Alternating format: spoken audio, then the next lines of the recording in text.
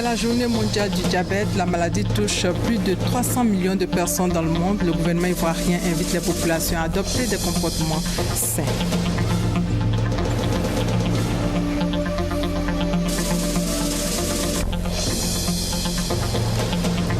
Et ce message du gouvernement sur la journée mondiale du diabète, plus de 300 millions de personnes sont touchées par la maladie dans le monde.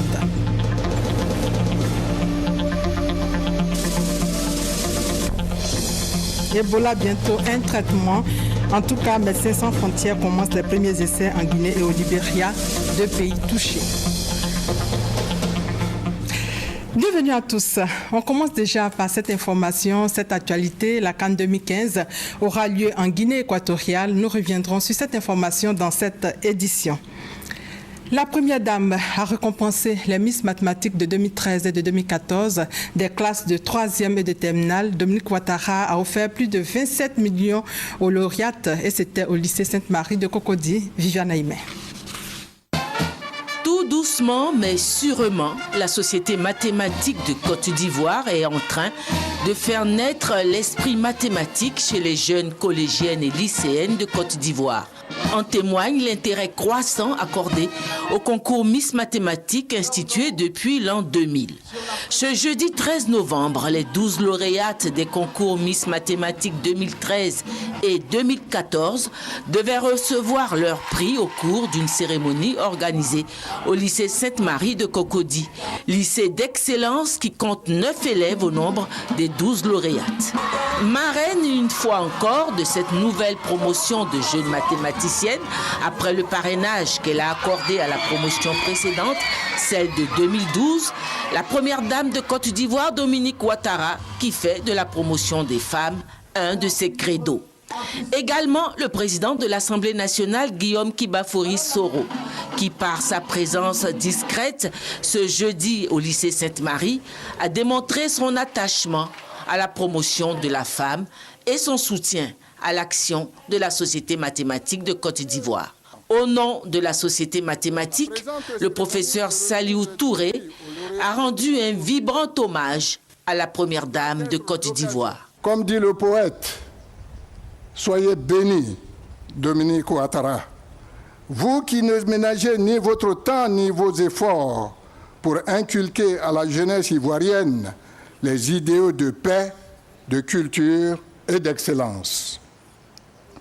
Au nom de la communauté mathématique de Côte d'Ivoire, je voudrais vous dire une fois de plus merci pour votre soutien permanent et pour vos encouragements sans lesquels la Société mathématique de Côte d'Ivoire ne saurait se rendre utile aux enseignants et aux élèves de notre pays. Le professeur Saliou Touré a tenu également à saluer le soutien du président de l'Assemblée nationale à la Société mathématique de Côte d'Ivoire. Je voudrais mentionner tout spécialement Monsieur le Président Guillaume Kibafori Soro, président de l'Assemblée nationale, pour les encouragements et tout l'appui qu'il ne cesse de nous accorder dans la réalisation de nos programmes d'activité. La ministre de l'Éducation nationale, Kandia Camara, n'a pas été oubliée. Madame la ministre Kandia Camara, ministre de l'Éducation nationale et de l'Enseignement technique, depuis votre nomination à la tête de ce vaste ministère, l'espoir renaît progressivement mais sûrement. Oui, Madame la ministre, sous votre haute autorité, l'école ivoirienne est en train d'écrire les plus belles pages de son histoire récente. Le concours Miss Mathématiques comprend 2 niveaux. Le niveau des classes de 3e et le niveau des classes de terminale C. Pour l'année 2013, la lauréate nationale niveau 3e est Ouattara Maria, avec une moyenne au concours de 16,25 sur 20. Elle est élève à l'Institut Frobel de Marcory. La lauréate nationale niveau terminal C pour l'année 2013, Oyetola Maribola Jocelyne du lycée Sainte-Marie, avec une moyenne de 12,50 sur 20. Pour l'année 2014, la lauréate du concours niveau 3e est Agbalessi Christine Alexandra du lycée Sainte-Marie avec une moyenne de 15,25 sur 20. La lauréate du concours niveau terminal C est Traoré Aïcha du lycée Sainte-Marie avec une moyenne de 13,75 sur 20. Primé, meilleur établissement au cours de l'année 2013. Premier, le lycée Sainte-Marie de Cocody. Second, le lycée moderne de Port-Bouët. Et troisième, l'Institut Froebel de Marcory. Meilleur établissement au cours de l'année 2014. Premier, lycée Sainte-Marie. Deuxième, collège Saint-Viateur. Troisième, lycée moderne des jeunes filles de Yopougon. Les lauréats ont reçu leur récompense des mains de la première dame qui a offert des dons en nature et en espèces d'une valeur totale de 27 millions. Pour finir, elle a adressé ses félicitations et ses conseils à ses filleuls. C'est avec une réelle satisfaction et une grande fierté que j'adhère à la conquête des mathématiques par nos jeunes filles. En effet, ce concours renforce leur amour pour la discipline et exalte en elles le goût de l'effort et du dépassement de soi, valeur cardinale à la réalisation des grandes œuvres. Nos lauréates sont donc promises à de brillants destins dans un contexte où les compétences de la femme sont reconnues et prises en compte dans notre pays. Je voudrais donc inviter nos lauréates de ce jour à approfondir leurs connaissances en mathématiques. La cérémonie de ce jour leur rend hommage et c'est la nation tout entière qui reconnaît leur mérite. La cérémonie a pris fin dans une ambiance de gaieté. La première dame a accédé à la doléance formulée par la proviseure du lycée Sainte-Marie de réhabiliter la partie endommagée des dortoirs afin de permettre à l'internat du lycée de fonctionner à plein régime. Cap sur la primature, le Premier ministre a échangé jeudi justement la primature avec Mme Arantxa Gonzalez. Elle est la directrice exécutive du Centre de commerce international à Genève. Avec elle, il a été question de la mise en place d'une feuille de route pour la promotion des PME ivoiriennes sur le plan régional. Ensuite, le Premier ministre a eu une séance de travail avec des personnes impliquées dans la gestion du C2D, séance de travail relative à la phase 2 du contrat de désendettement et de développement avec une enveloppe d'un peu plus de 700 milliards de francs CFA. Hervé Blé. Comment aider les petites et moyennes entreprises nationales à s'insérer au mieux sur les marchés régionaux? Cette préoccupation était au centre des échanges qu'a eu le Premier ministre Daniel Kablan-Duncan avec la directrice exécutive du Centre de commerce international de Genève en Suisse. Une feuille de route est née de la volonté du gouvernement d'aider au développement des PME nationales. Sa mise en œuvre se fera avec l'aide du CCI. Il y a des actions qui sont déjà en train de prendre son chemin, mais le plus important, c'est maintenant d'avoir un plan pour la mise en œuvre dans la totalité de cette stratégie. Objectif, c'est diversification des exportations de la Côte d'Ivoire. Objectif, c'est plus de valeur ajoutée captés par les entreprises en Côte d'Ivoire, donc exporter des produits un peu plus transformés de manière à ce que les prix puissent revenir aux producteurs en Côte d'Ivoire. Troisièmement, faire en sorte qu'il y ait plus de petites et moyennes entreprises qui participent au commerce international. Le premier C2D donne satisfaction. Tous ces programmes sont en cours et les montants sont décaissés à hauteur de 85%. Conséquence positive de cette situation, il y aura un deuxième C2D.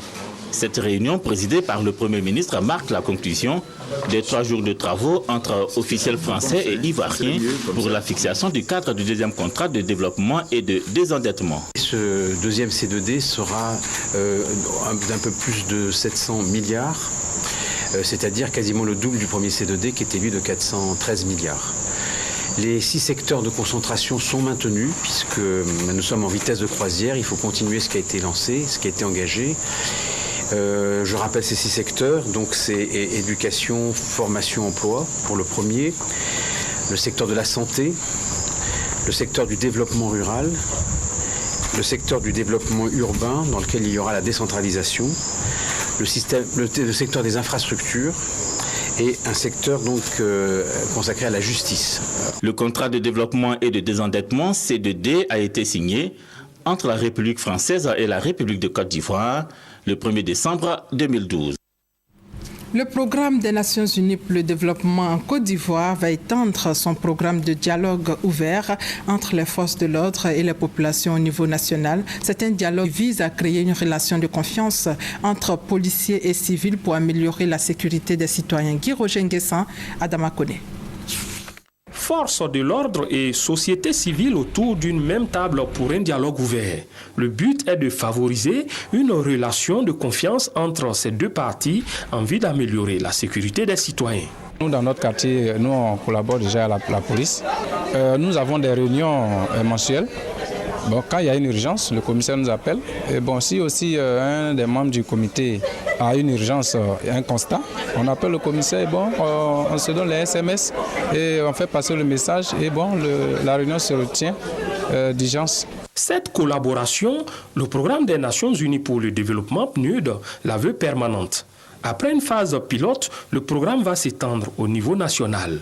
Outre la sécurité, la prise en compte du genre dans les effectifs de la police et la lutte contre les violences basées sur le genre en Côte d'Ivoire sont des volets de la mission du PNUD.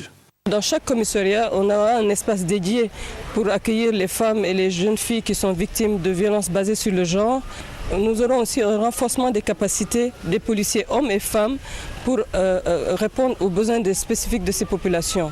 Parce que vous connaissez les défis que rencontre la Côte d'Ivoire après la crise post-électorale et nous pensons que c'est ensemble, avec les forces de l'ordre et les forces de sécurité et la population, que des solutions idoines pourront être trouvées en réponse à ces préoccupations. L'action du PNUD bénéficie d'un appui financier de ses partenaires d'un montant de 6 millions d'euros, soit près de 4 milliards de francs CFA, et du soutien des autorités ivoiriennes. Il y a 3 ans, le plan d'action de la Commission nationale de lutte contre la prolifération et la circulation illicite des armes légères et de petit calibre a été exécuté. La Comnat ALPC marque un arrêt pour faire un état des lieux et c'est à Yamoussoukro. Le bilan est jugé positif, nous dit Alvorassa. La Commission nationale de lutte contre la prolifération et la circulation illicite des armes légères et de petit calibre fait le point de ses activités de 2012 à 2014.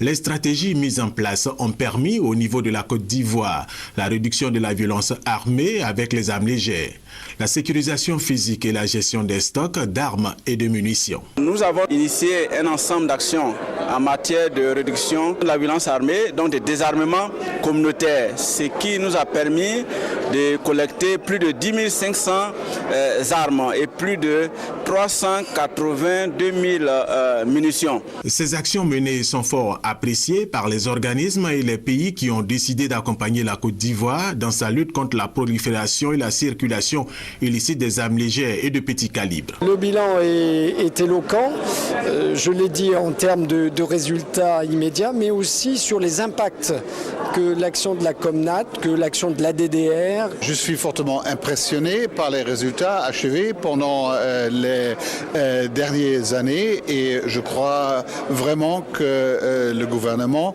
de la Côte d'Ivoire prend au sérieux le problème de la distribution de petites armes. De 2012 à 2014, des efforts ont été faits par la Comnat ALPC. Les résultats sont positifs, mais beaucoup reste à faire selon Kwadjo Yao, président de cette structure, qui a plaidé pour que les bailleurs continuent de la soutenir et pourquoi pas augmenter leur aide. En attendant, pendant 3 jours à Yamoussoukro, les responsables de la Comnat ALPC et leurs partenaires vont réfléchir sur de nouvelles stratégies à mettre en place pour être encore plus efficaces. Et dans le domaine de l'environnement, le décret portant attribution, organisation et fonctionnement des comités de développement durable au centre d'un atelier initié par le ministère de l'Environnement. Objectif, informer et sensibiliser les acteurs du développement durable sur ce décret. Ami Sissoko pour plus de détails. Le développement durable est une gestion saine et durable. Il satisfait les besoins essentiels des populations en alimentation, santé, logement, éducation et préserve les ressources naturelles à long terme. La Côte d'Ivoire a adopté récemment une loi d'orientation sur le développement durable. Elle veut passer maintenant à la phase de vulgarisation. Des comités de développement durable seront installés dans différentes localités. Le projet est piloté par le ministère de l'Environnement, de la Salubrité urbaine et du développement durable. Nous sommes partis sur la base de ce qui avait déjà marché, notamment les comités de VIH-Sida. Donc nous avons réadapté le fonctionnement des comités VIH-Sida pour pouvoir avoir donc des entités, donc des comités au sein des institutions, des ministères, de la société civile, qui vont justement faire la promotion du développement durable à travers certaines activités de sensibilisation, d'information et de formation. S'assurer que ça puisse marcher, nous avons voulu valider avec toutes ces entités ce projet de décret avant de le soumettre au gouvernement, donc pour la signature de Monsieur le Président de la République. La réussite d'une telle politique passe aussi par l'implication de tous les citoyens, selon Nasré Kaba, représentant le ministre de l'Environnement, de la Salubrité urbaine et du Développement durable. La vision du gouvernement en matière de développement durable à l'horizon 2025 est l'ancrage de la notion dans tout le corps social. Ainsi, chaque citoyen devient un acteur responsable en vue d'une société épanouie. Aujourd'hui, c'est la journée mondiale du diabète. Objectif, sensibiliser la population sur cette maladie qui touche plus de 300 millions de personnes dans le monde. La vie saine et le diabète est donc le thème retenu pour cette 23e édition. En Côte d'Ivoire, le gouvernement invite les populations à adopter des comportements sains, la bonne alimentation et la pratique du sport. Konaté Moussa et Franck Kouadio. Le diabète est l'augmentation anormale du taux de glucose dans le sang. Appelé le tueur silencieux, le diabète détériore le bon fonctionnement des organes vitaux. Selon des études scientifiques, l'indiscipline alimentaire serait l'une des causes de la maladie. La 23e journée mondiale du diabète met donc l'accent sur les bonnes pratiques alimentaires, d'où le thème « Une vie saine et le diabète ». Selon les études les plus récentes, 70% de cas de diabète de type 2 peuvent être évités par une alimentation saine et une activité physique régulière. La Côte d'Ivoire compte plus de 450 000 diabétiques. La prise en charge constitue donc une réelle préoccupation pour ces personnes. Plusieurs actions sont donc entreprises dans ce sens par le gouvernement. L'on dénombre de 2012 à ce jour 10 microcliniques et 8 cliniques du diabète. Ces centres de traitement ont permis la prise en charge d'environ 70 000 diabétiques, dont 203 enfants âgés de 5 à 20 ans.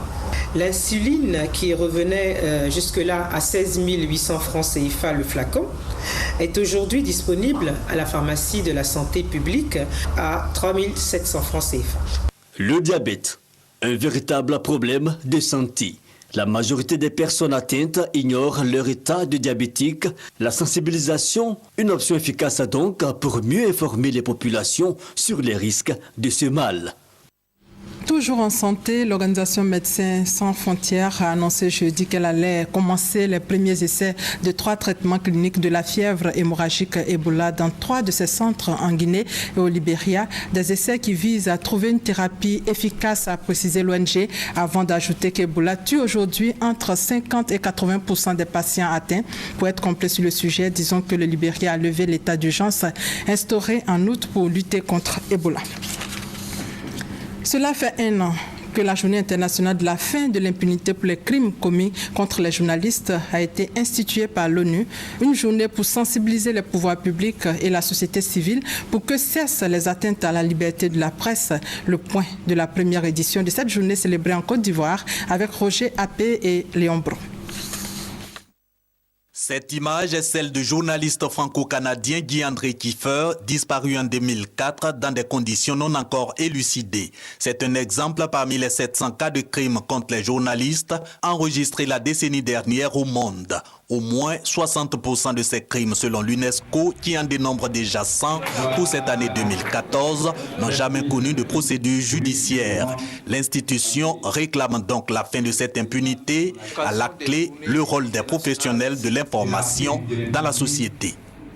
La liberté d'expression est un droit fondamental qui est essentiel à la dignité humaine, à l'état des droits et à la bonne gouvernance. Il est plus important que jamais de fournir aux citoyens des informations dont ils ont besoin pour prendre des décisions éclairées concernant leur vie et leur société.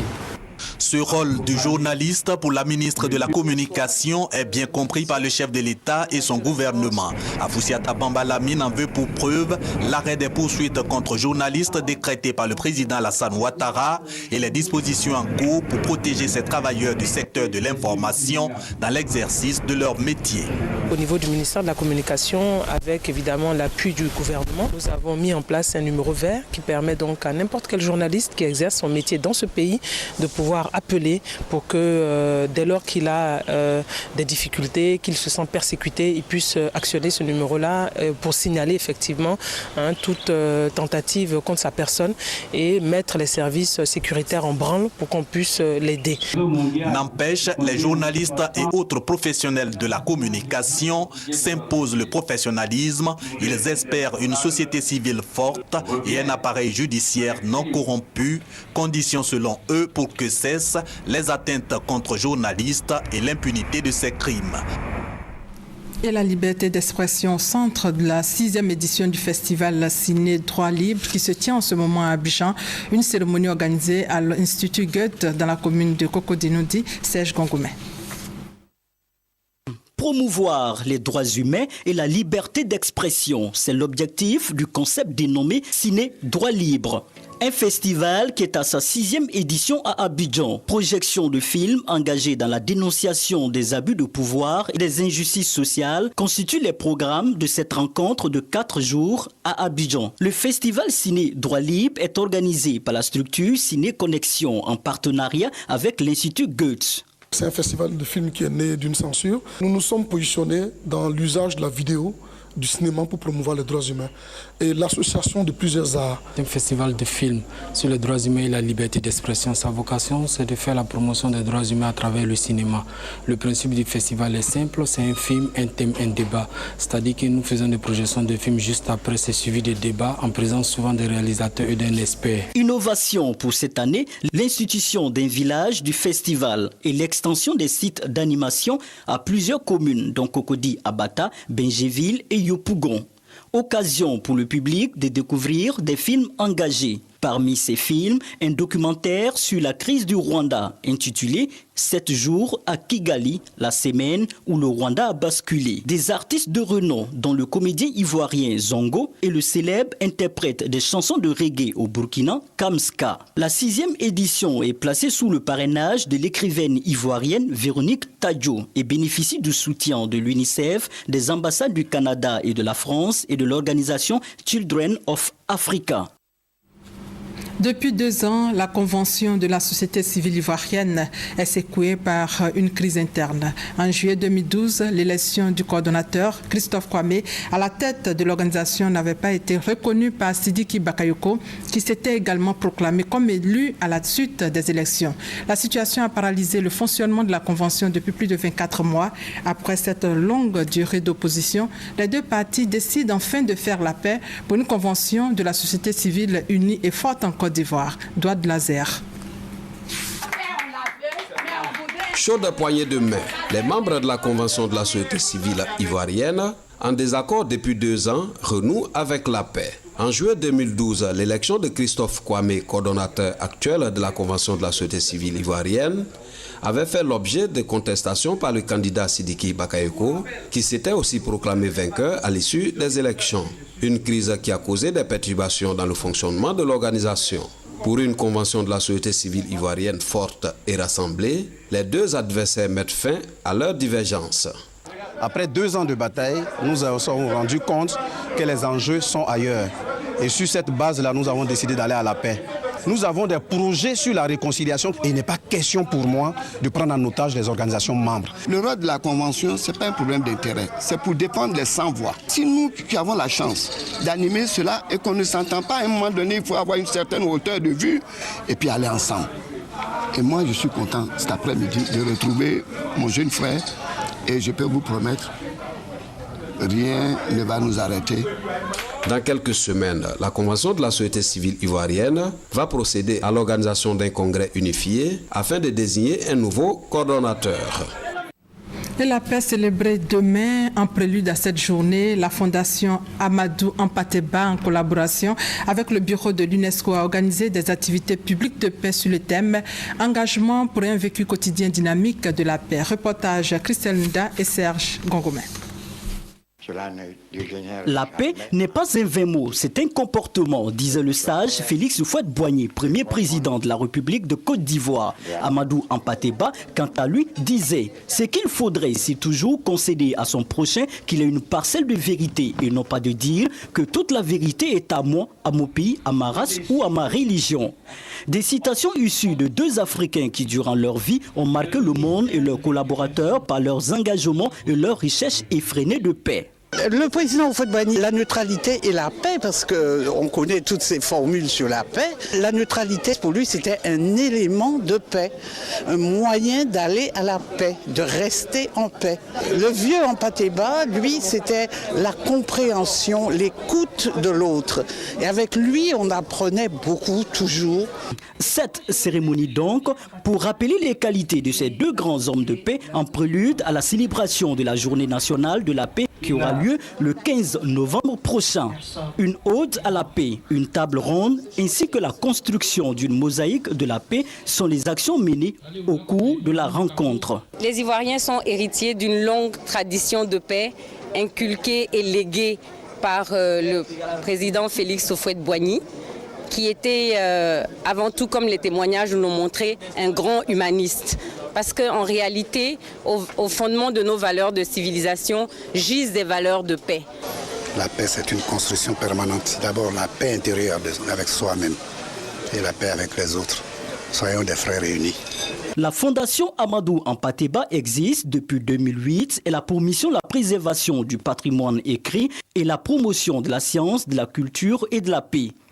Elle reçoit élèves et chercheurs dans le cadre des activités de recherche. La journée nationale de la paix sera donc célébrée demain 15 novembre à Yamoussoukro. L'Association des régions et des districts veut apporter sa contribution à la résolution du problème de chômage des jeunes. Pour ce faire, la RDCI a initié un projet de création de 10 petites et moyennes entreprises dans chaque région du pays. L'Institut ivoirien de l'entreprise INIE, partenaire technique de ce projet, a informé et sensibilisé la jeunesse de Korogo sur les conditions d'accès au projet. Reportage Soro Corona, commentaire Chris Larsen. La problématique du chômage des jeunes demeure une réelle préoccupation pour l'État de Côte d'Ivoire. Sa résolution passe par la création d'emplois dans plusieurs secteurs d'activité, notamment l'agriculture et l'élevage. L'Assemblée des régions et districts de Côte d'Ivoire, ARDCI, veut apporter sa contribution à la résolution de cet épineux problème. C'est dans ce cadre que l'ARDCI vient d'initier un projet avec l'appui technique de l'Institut ivoirien de l'entreprise INIE. Ce projet va créer d'ici juin 2015 plus de 5500 emplois stables et durables. Chaque région du pays bénéficiera de la création de 10 petites et moyennes entreprises. Dans la région du Poro, la culture intensive de la tomate, du manioc, du maïs et la transformation de ces produits agricoles sur place, la production du tilapia sont les différents domaines dans lesquels le Conseil régional a décidé d'investir afin de résorber la question du chômage des jeunes. À Korogo, l'INIE a informé et sensibilisé la jeunesse sur les conditions d'accès à ces projets. Des projets qui coûteront 1,3 milliard de francs CFA. À la différence des projets précédents, l'aide à l'emploi jeune de la RDCI et l'INIE ne demande ni projet ni caution des bénéficiaires. Les conseils régionaux sont les garants moraux de ces projets. Nécrologie, le célèbre écrivain ivoirien Amadou Kourouma, inhumé ce vendredi au cimetière de Williamsville, selon la volonté du défunt. Pour rappel, décédé le 11 décembre 2003 à Lyon, en France. Ses restes ont été rapatriés mercredi soir à Abidjan. Amadou Kourouma est auteur de plusieurs œuvres dont Allah n'est pas obligé et Le soleil des indépendances. Parlons diplomatie. Le 11 novembre 1975, l'Angola accédait à l'indépendance. 11 novembre 2014, cela fait maintenant 39 ans. Et cet anniversaire, l'ambassade de l'Angola en Côte d'Ivoire l'a célébré aux deux plateaux. Les relations politiques et d'affaires entre les deux pays ont été évoquées. Adama Kamagaté et Hamza Djabi. Diada Independencia, jour d'indépendance pour l'Angola. 11 novembre 1975, 11 novembre 2014, voilà 39 ans que le pays a acquis sa liberté. Une liberté gagnée au prix d'une lutte acharnée. Cette indépendance, l'ambassade d'Angola en Côte d'Ivoire a donc tenu à la célébrer. Le gouvernement ivoirien était représenté à la cérémonie. Ça a été avec beaucoup de plaisir que nous avons partagé ces moments forts au cours desquels nous avons échangé notre volonté commune de renforcer notre collaboration et notre coopération entre la Côte d'Ivoire et l'Angola. Nous en avons également profité pour traduire les félicitations du président de la République, son Excellence M. Alassane Ouattara, à son frère et homologue José Eduardo dos Santos. Cette célébration est un moment de joie et de fierté pour les Angolais vivant en Côte d'Ivoire. Pour nous, c'est une date très importante. En fait, c'est la date qui marque la fin de la souffrance de notre peuple. Je suis effectivement au 39e anniversaire de la fête nationale de l'Angola. J'ai apprécié et pour moi, une fête nationale doit se fêter. L'Angola d'aujourd'hui qui connaît la paix, différente de l'Angola d'hier qui a connu la tourmente et la guerre, voilà le vœu du peuple angolais de Côte d'Ivoire. Une autre façon de souhaiter joyeux anniversaire à leur pays. Du sport football pour terminer avec cette information qui vient de tomber. La Coupe d'Afrique des Nations 2015 aura lieu en Guinée équatoriale du 17 janvier au 8 février. Décision de la CAF. La Guinée équatoriale qui avait co-organisé la CAN 2012 avec le Gabon remplace donc le Maroc pour accueillir la CAN 2015. Et dans le cadre des éliminatoires, c'est tout à l'heure à 15h que les éléphants seront aux prises avec la Sierra Leone au stade Félix Houphouët-Boigny. Hier déjà, il y a eu un regroupement au stade Houphouët. Les éléphants n'ont donc pas droit à l'erreur cet après-midi s'ils veulent aller à la CAN 2015 en Guinée équatoriale. Et c'est la fin de ce 13h. Merci de votre fidélité.